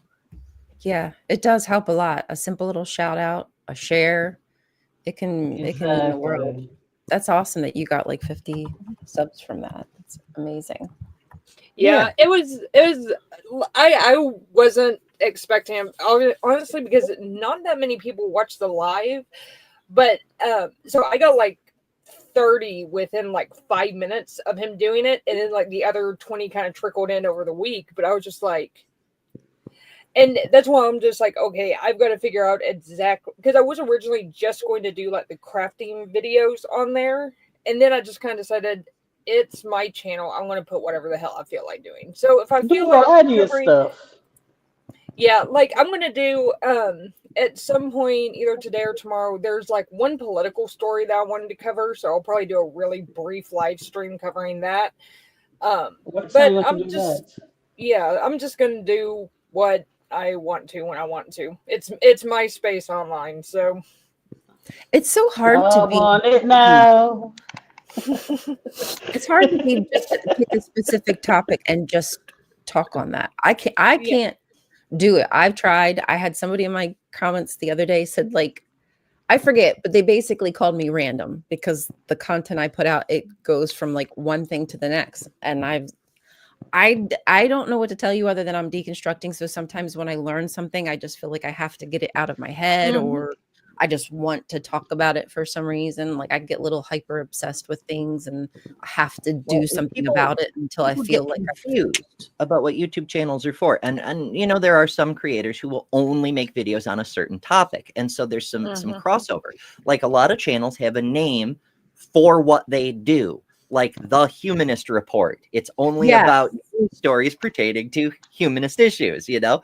But then there's channels with people names where it's what the person is doing, you know, like, you know, Cat Black is all over the place with you know, makeup and trans rights and politics and all sorts of stuff, you know. And so channels with people names are often the things the people are doing, but there is some crossover. So I get the confusion because some people, they're like, hey, you know, what is it, Parker Get a Job?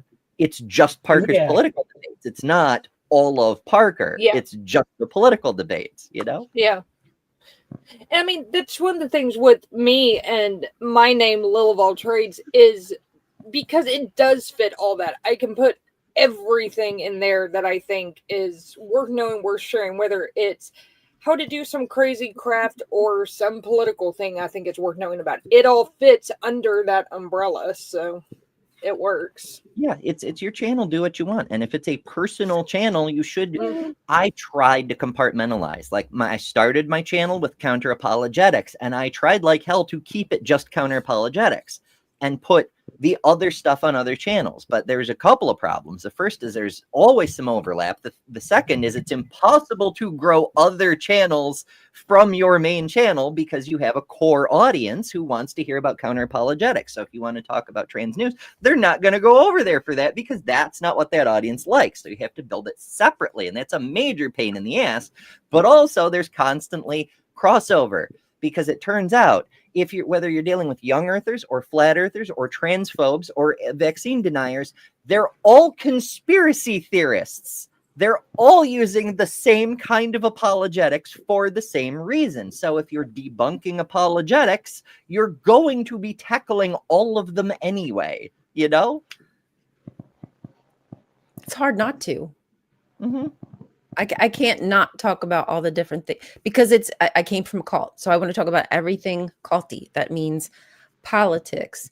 That means MLMs. That means TV show. I mean, you name it. If it's kind of culty, MAGA, I want to talk about it. Yeah, people need to know about cults. They need to know about fallacies, not just for logic, debate me bro reasons, but so they can be aware of when their own critical thinking has been compromised, when they're being taken advantage of by manipulation and propaganda and shit, because that's how cults work. And a cult is currently in charge of the United States. People need to know how to get out of a cult. Oh yeah, yes. That's legit. Sweet pickles are that you've ruined a perfectly good cucumber. I don't know. I have to have dill. I'm not really into dill. I don't really like pickles. Period. Sorry, but like when I do like my relish and stuff like that, it's be like a sweet relish. I don't know. Something about the dill. I don't know. I don't know. I don't do sweet pickles. I can eat sweet pickles. They're not my favorite. I prefer dill. I recently discovered a hot dill pickle. I think it's Clausen. I can't remember the brand. But anyway, oh, so good. Just the right amount of heat. Yeah, I'm really pickle. I'm really particular. There was a member of my family that did not know that pickles were cucumbers. And she's like in her 70s. And she did not know that. I remember having debates in elementary school with other kids about that. They're like, no, pickles taste different. I'm like, because they're prepared differently. Hamburger and steak are different, but they both come from a cow. Yeah. Plastics are good. Yeah. There's all kinds of fancy pickles. My personal favorite, farmer market pickles, where they have the big wooden barrel. Oh, so good. Farmers know how to make shit right. Damn it. Yeah, you can't get them like you used to. Like back in the day when I was a kid, like you could go to any like corner store and they would have one of them barrels with the big old pickles, and they just had the bag and the tongs, and you just put your pickle in the bag and you took your fishing for them. Yes. Oh my gosh, you get the pickle you want. You know, like it was like the perfect thing. I guess maybe people were probably nasty and put their grubby hands in there or something. I don't know, Well, but that's I the wish beautiful they didn't. thing about pickle brine is it doesn't just preserve stuff. It Right. it doesn't sterilize in the way we think of sterile today, but in 1800s terms, yeah, that's just, it's sterile. That's why they do that. That's how it preserves the pickle is by killing all the bacteria and fungus and shit. Mm-hmm. Yeah. So yeah, I mean, it's almost like if you're drinking alcohol and you share a cup. Not that you should, but like if the alcohol was on the cup at all, like it probably would have gotten rid of any germs. it's safer to share margarita than juicy juice. Probably. Don't share drinks, but I'm just saying. I'm just saying. Unless you want backwash. Ooh, no, sorry. I don't care if they don't have hepatitis. No. No, I know, right? I just can't. The backwash, I can't do it. I can't. Speaking of that, my daughter just told me, well, this was like last week or something, but it was a case of hand, foot, and mouth. Oh no. Yeah. Disease going on and in hand, foot, school. mouth, Yeah. whatever it's Well, called. it's been there too. Okay, this is a case in my daughter's school. Last year they had that. Somebody from my grandson's mother, somebody in her family got it, and it spread like all over her family. So we went over there, grabbed my grandson, and he ended up staying with us for like 3 weeks because everybody over there was sick for like ages. Wow. Ugh. That's shame. Pickled tongue. Oh my thing is we humans now I just praised our ancestors' innovation for all the components of sandwiches that are then brought together to make sandwiches and whatnot. And honestly, that's one of my better rants, I must say. But we try to do the same thing to other things to see if it works, and that's fair. We have to try things out for science. We got to find out what works. But like we pickle all sorts of weird shit, like pig's feet. My grandmother loved pickled pig's feet, and I'm like, what the fuck? My best friend is from Louisiana. Pickle pig lips. What? Yes, pickle pig lips. Yes. And she be eating it. You want some? So, because I try everything once. It's hard to try it. What was it like? Not good. Was it like salty? I can't even describe. It's been a long time since I had them. But it was, I don't know. I can't really describe it. It was yeah. I can't even eat pickled eggs. Like right. I like I love very specific way. I love pickles. Can't do pickled eggs. No. Can't do pickled eggs. Yep. My absolute favorite pickles, though, and we have these down here in Texas, and I don't know where else they're available across the country, but we have pickled okra, and I will eat an entire jar of that stuff. It's so good. Okra? I don't know if I've had okra. I know they have them at Walmart because they did at the one in Indiana when I lived there, but it's called Talk of Texas, pickled okra, and yeah, they're so good. So what do you think might be the best wines? Is there a wine good enough to justify committing treason? Wait, say again? To bring it kind of back to our topic, because that's why Netanyahu is facing a super important corruption trial because he accepted wine and cigars. What piddly? I mean, okay. So wait. So if he can be brought up on corruption charges for taking those bribes, why is it okay that Trump takes a goddamn plane and trips and being able to build hotels because Republicans have no spine or no morals, because Bible both ostensibly. Yeah. Because Israel, despite the fact they're currently committing an active genocide, still has something resembling laws. In the US, we only play pretend. We don't actually have laws. And we can prove this too, because look at any given situation, right? Like we've got this constitution, no unreasonable search and seizure, due process. Nope, we're not doing that. We have an army bigger than our fucking army running around just snatching people off the streets, whether they're citizens or not, because the president doesn't like them. And we're cool with this. We got to keep the drugs off our streets. It's super important. That's why we're blowing up civilian fishermen in international waters. But the guy who smuggled 400 tons of cocaine into the U.S., we're pardoning him because he's right wing and will do what Trump wants. So we're going to throw him into another country's election. Mm-hmm.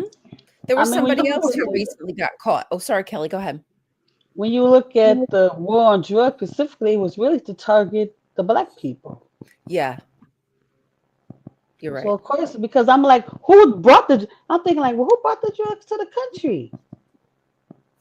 But I remember when I was in college, this guy actually wrote exactly. They see what comes in, and you got enough money, they're gonna let it slide through.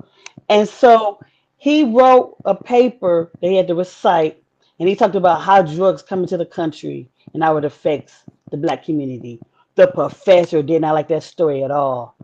And I was like, I want to hear what he has to say because he really researched this. Yeah. You cannot discuss that in the class. And I said, well, I think it's important. It's the truth. Yeah. Yeah, he was telling the truth. He was telling the truth. The war on drugs was a war on people of color. That's why drugs like cocaine are treated differently than crack, right? It's not so bad if you're at a party. I'm not saying drug use is good, bad, or ugly. I'm just saying they treat it as though you go to a party, do some cocaine, okay, NBD. But if you were doing crack, then that would be completely oh my God, that person should be in jail. How do they even have children? It's always treated so differently, and we know that our system will punish people of color, black people, more so than they will a white person for the same crime. That's why marijuana was outlawed in the first place, right? Because going back to the Mexican-American War, the first one where we took North Mexico and made it California and all those other states, suddenly the population of the United States doubled and half of them were Mexicans. How do we handle this? We didn't have the military force to deprive half of the country of its right to vote. So we needed a workaround. How can we keep brown people down while allowing these objectively brown people to vote? Well, by act of law, we made them officially white. That's why the ethnic designation Hispanic exists. You've got white, Hispanic, and white non-Hispanic, right? That's why there are white people instead of the various European nationalities that Americans are descended from. Lumped everybody together. Right. So then we were like, okay, well, now that they're white people, how the fuck are we going to abuse them and oppress them and keep them down?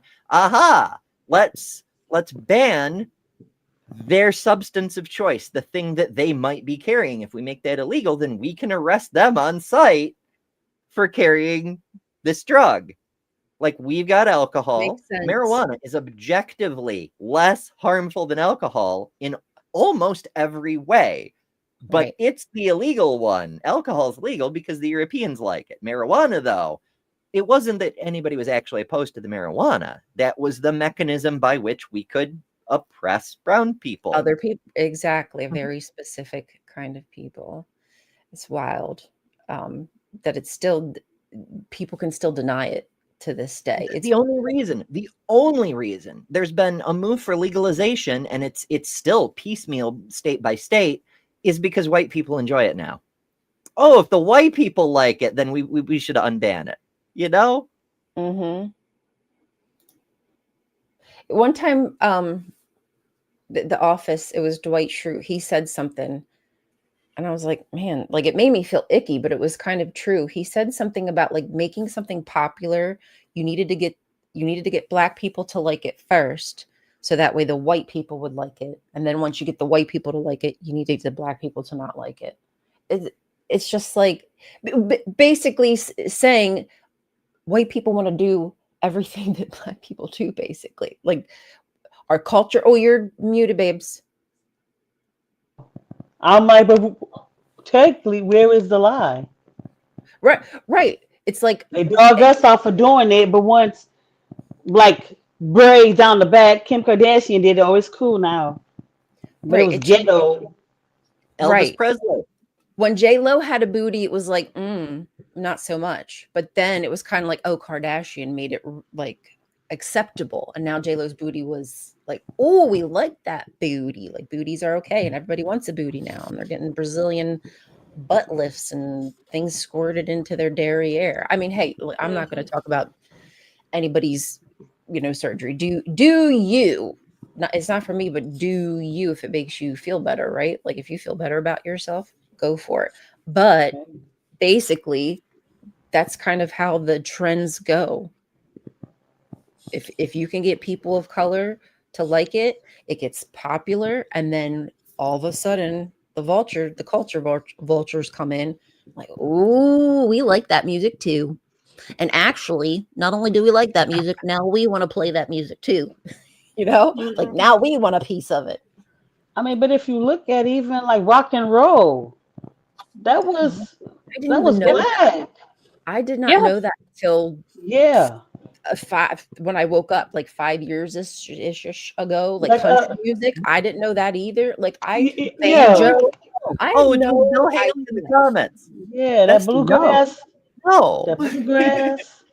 The Little Richard and all them. They brought the rock and roll and stuff like that. But what this lady was, but she was the inventor of rock and roll. She was a Southern black lady. I can't think of her, but if y'all watch Bailey Sarian, she talked about her. And you like, man, I ain't even know that. But like a lot of songs that Elvis Presley made, Beach Boys were original black people that they stole from them. Yeah, his controversial moves. It was just blues and soul music. He was just doing black people music, but he was white. So we got to put him on fucking Carson, He made it acceptable, basically, to start, dancing with some soul, with gyrating your whole body. Like get the frick into it. You don't have to go like 2-step side to side. That was what it was about. And then once he made it popular, all of a sudden it's acceptable. I mean, it took time, obviously, but it sold. Oh, he sold. I mean, my mom to this very day loves that man. Yeah, it's generational, right? Like every generational sees the stupid prejudices of the previous generation and goes, those are stupid, and drops some of them while keeping others. Their children can say, hey, what they're doing is stupid, right? So every generation gets slightly more liberal, which is why we occasionally have regressive throwbacks, but that's a whole other issue. So, you've got black people running around making amazing music, and the old people are like, oh, it's black people. Nah. But the young people are like, it's amazing music. I'm going to listen to it. I don't care. And then the white record producers notice that the kids love the black people music. Why, if only there were a white person producing this. Now we could sell records to everyone. And behold, there's Elvis, who becomes like, they still call him the king of rock and roll. And all he did was be white while doing what the black people were doing, Yep. But he said, I don't mess with black people. I don't even want them to shine my shoes. That's sad. And people thought he was a good person. Yeah. You know what I mean? Like people would put it out there that he's a, good old boy. No. Well, so that's the motivated reasoning thing, right? Like when people want to worship someone for whatever reason, they'll hyper focus on one aspect of their identity and then just project that all the rest of who they are must be good. Yeah. And when they cannot deny that they've done bad things, then they make excuses for them. We see it right now with the Trump cult. The whole thing with like, oh, the Epstein thing, it's a hoax. Oh, the files are fake. Oh, the files are Democrat plans. Okay, the files are real, but it's not like she was 8 years old. Like, look at yourself, bestie. You're justifying pedophilia because you want to suck this man's dick so bad because he's a TV star. Holy shit. Don't worry. I'm sorry, guys. I was squeezing Rainbow's butt. They said they had a big butt, and I said never trust a big butt. Kelly put down her name. Rosetta. The name of the oh, right there you go. Yeah, there we go. Yeah. Yeah. Sister Thank you, Rose. Kelly. That sounds familiar. I knew it was in my brain somewhere. Hell yeah. Your I mean, there package. were a lot of black artists who made it big on radio and in records, and then when they started giving concerts, the white people panicked when they realized they were black. Yeah, You couldn't tell each other. yeah. So there's this guy. Can I think? I just even to glance through YouTube. He's this black guy. He like redoes a lot of the rock songs. So he redid "Linger" off of Cranberries. It was amazing. I was like, okay. He just did a little tweak to it, and I was like, oh, okay. I'm Put like, its I own know little that song. into it. A little twink to it, yeah. But it's really good. And a lot of white people be commenting on there, like, oh, this is fabulous. We like this. It's another thing we've been seeing a lot in music is we'd see a lot of black artists who would take older songs and remix them or integrate parts or whatever, and it usually works. It's pretty fucking cool. Mhm. Yeah, it And was so cool. I was like, white okay. artists have tried doing the same thing. Like Kid Rock took Sweet Home Alabama and tried to make another ridiculous song out of it. And I'm like, no, that's not how you do it, though. I know. Like, oh, don't F it up, bruh. Broski. Yeah. Like, Man. stop trying to whiteify black things. Just enjoy the black things. It's okay. You can. Yeah, just enjoy them as they are. Consume them that way. Be a considerate consumer, right? Like we should enjoy all kinds of music. Yeah. It doesn't matter. We should be consumers of every kind of music. That's what you're supposed to do. It's just when you're like appropriating and kind of trying to take it as your own.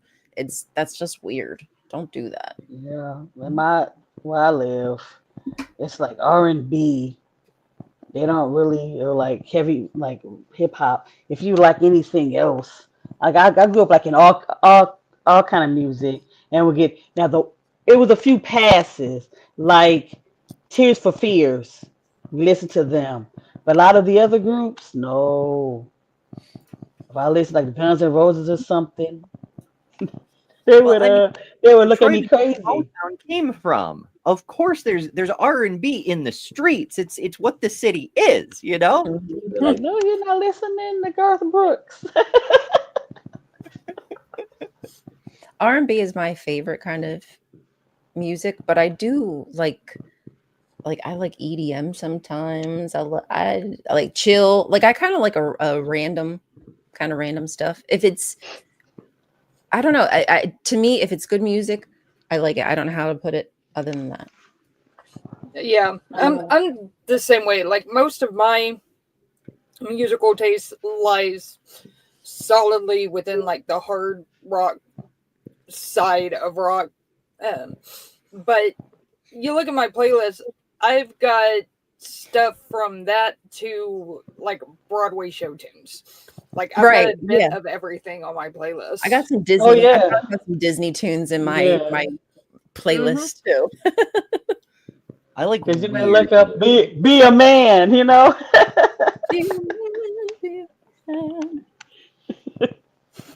Oh, man. I be looking at me like, oh.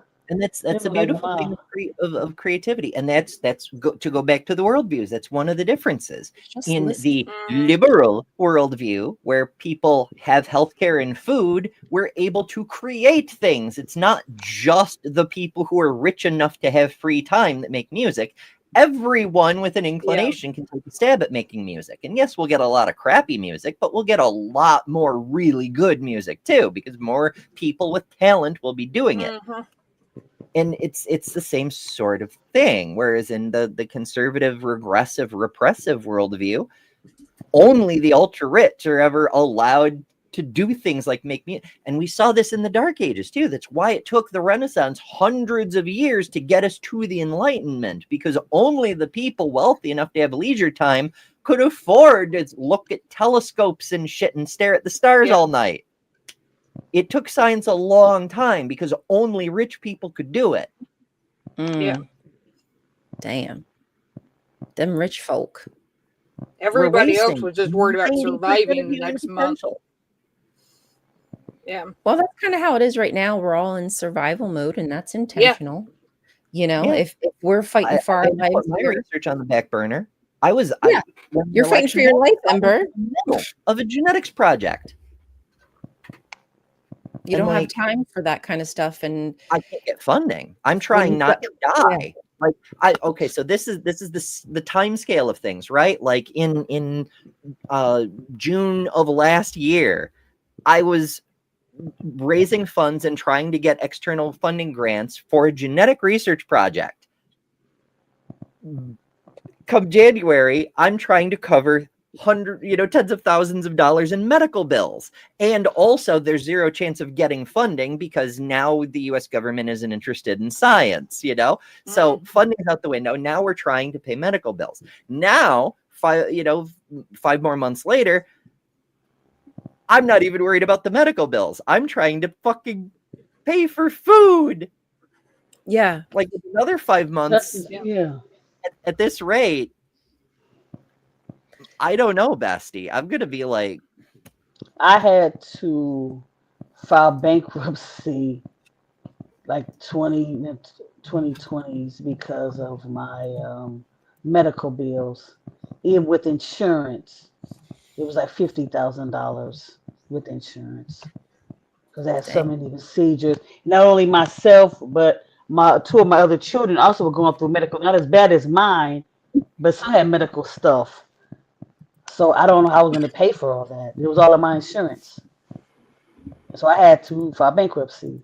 My credit's back bad because of my stupid things of my own, but that's neither here nor there now. But yeah, so I understand why this medical insurance, and medical care is set the way that it is. You Well, know, if the elite can keep us in chaos and confusion, then most people will only have time to fight for their lives. They won't be able to spend time doing pleasurable things or fighting for other people's lives and justice. All you're holding doing is trying to intelligence. survive. Yeah, no, exact. But that's really what's happened. That's why Netanyahu, like kind of back to top, that's why he wants to keep everything in chaos over there. He wants to continue bombing, even though there's a ceasefire. He continues to break those with Lebanon, with Gaza. Like they won't stop because if they stop, then that's when people will have time to think and let everything settle and realize what they've been doing is, it's been a terrible disaster. So that's why these conversations to me are very important because we keep each other enlightened and focused, but also like we care about each other. I care that you're fighting for your life, Ember. I care that it's a struggle right now, that people have done shitty things to you. And I don't want to stay silent knowing my friends are being harmed. So, we're all here to enjoy each other's company and have each other's backs. so you don't get our compound, and we can all live together in our lovely island. Now, who is it said? Math Pig said there's an island not too far from him that's for sale. So he said we can go there and Okay. live there. So we can be that there is in a nice possible. island.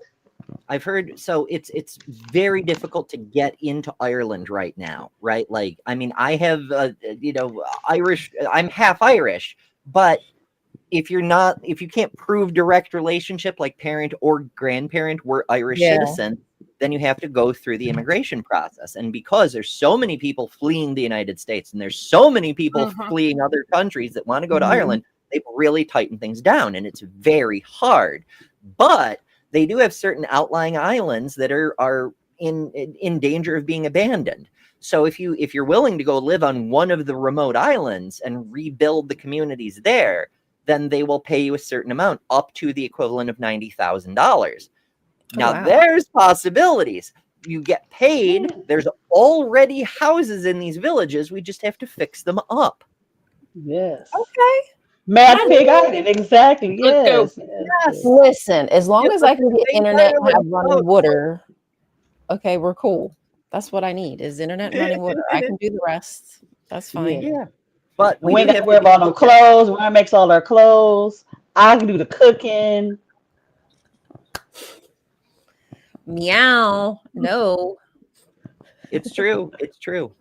But on the note of helping each other, if you want to support members in our community who are in trouble, not just me, but also Bree and Kyle and Naomi from the Horties over on Luxander's group of folks, all of the people that I'm aware of currently in need of help who have fundraisers and such, you can find them on the website too, betterthanember.com/help.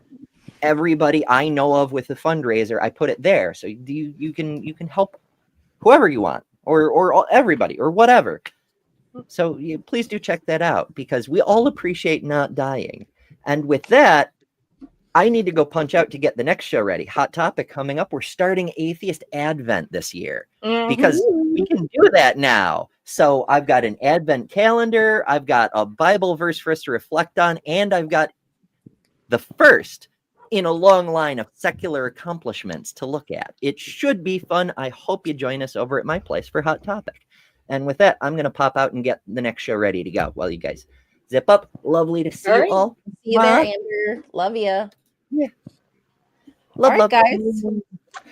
Toodles. Was that a good stretch, Ryan? Yes, I had to mute it because I was like, oh gosh, let me mute this because I need to get that all out. Sometimes you need to really stretch, guys. It just makes you feel better. So do you guys have anything that you want to put out into the universe before we jettison? Yes. You go first.